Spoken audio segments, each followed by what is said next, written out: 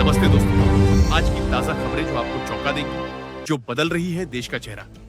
तो बिना वक्त गंवाए चलिए शुरू करते हैं आज की सबसे बड़ी खबरों से। चलिए आज की पहली खबर की तरफ। पंजाब में भारी बारिश ने तबाही मचा दी। 22 जिलों में बाढ़ ने 37 लोगों की जान ले ली।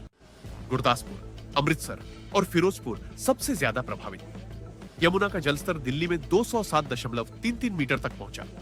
निगम बोध घाट बंद। आईएमडी ने अगले 3 घंटों में और बारिश का रेड अलर्ट जारी किया। राहत कार्य जारी है, लेकिन लोगों का गुस्सा सरकार पर बढ़ रहा है।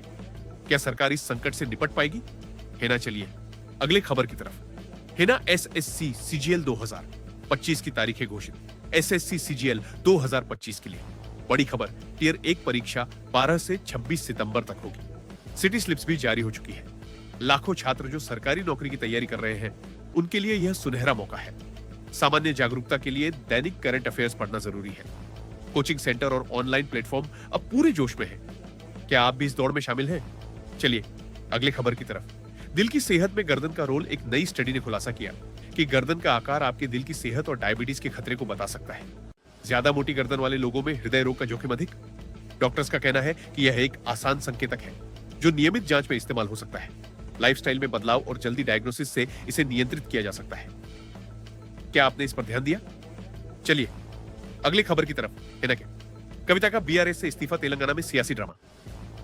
बीआरएस एमएलसी के कविता ने अपने पिता के चंद्रशेखर राव की पार्टी से इस्तीफा दे दिया।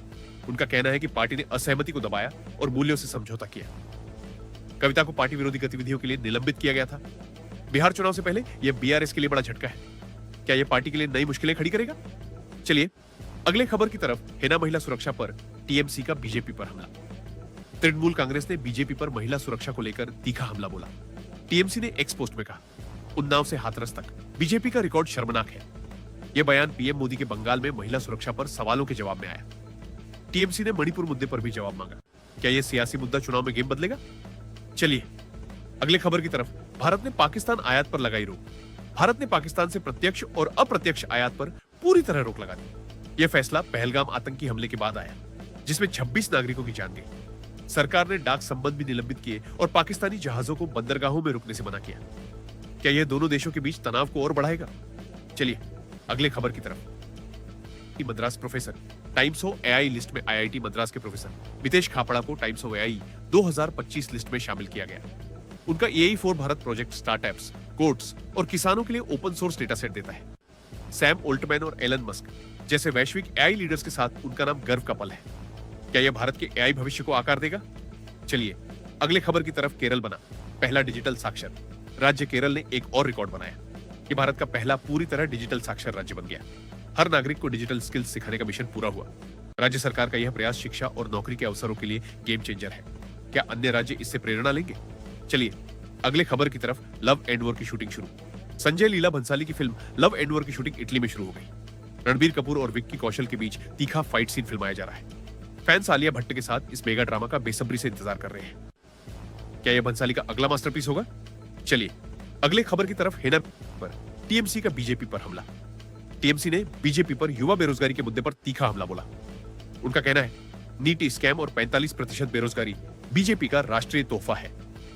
टीएमसी ने पेपर लीक और जॉब क्राइसिस को लेकर मोदी सरकार को घेरा। क्या यह मुद्दा 2025 चुनाव में बड़ा रोल निभाएगा? चलिए अगले खबर की तरफ। हॉकी में भारत ने कोरिया को हराया। मेंस एशियन चैंपियंस ट्रॉफी में भारत ने कोरिया को 3-1 से हरा दिया। यह भारत की चौथी लगातार जीत है। टीम का प्रदर्शन शानदार रहा और फैंस में उत्साह चरम पर है। क्या भारत इस बार ट्रॉफी जीतेगा? चलिए अगले खबर की तरफ। है ना, क्रिटिकल मिनरल्स रिसाइकलिंग स्कीम मंजूर। कैबिनेट ने 1500 करोड़ की क्रिटिकल मिनरल्स रिसाइकलिंग स्कीम को मंजूरी दी। यह स्कीम 40,000 टन आउटपुट टारगेट करती है। भारत के औद्योगिक बदलाव और नौकरियों के लिए यह बड़ा कदम है। क्या यह सस्टेनेबिलिटी का नया दौर शुरू करेगा?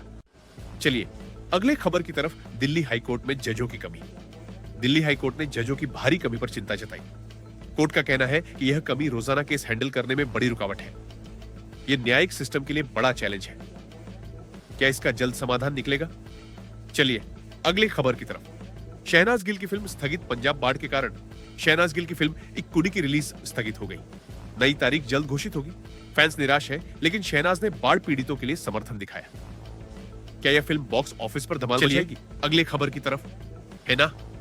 महिला क्रिकेट में वेतन समानता का असर महिला क्रिकेट भारत में नई ऊंचाइयों पर। वेतन समानता और वुमेन्स प्रीमियर लीग ने खेल को बदल दिया। यह महिला खेलों के विकास का बड़ा उदाहरण है। फैंस और खिलाड़ी दोनों इस बदलाव से खुश हैं। क्या यह ट्रेंड जारी रहेगा? चलिए अगले खबर की तरफ। जीएसटी परिषद के नए नियम। जीएसटी परिषद ने बिजनेस के लिए कंप्लायंस बोझ कम करने के नए उपाय मंजूर किए। ये कदम कंपनियों के लिए राहत ला सकते हैं।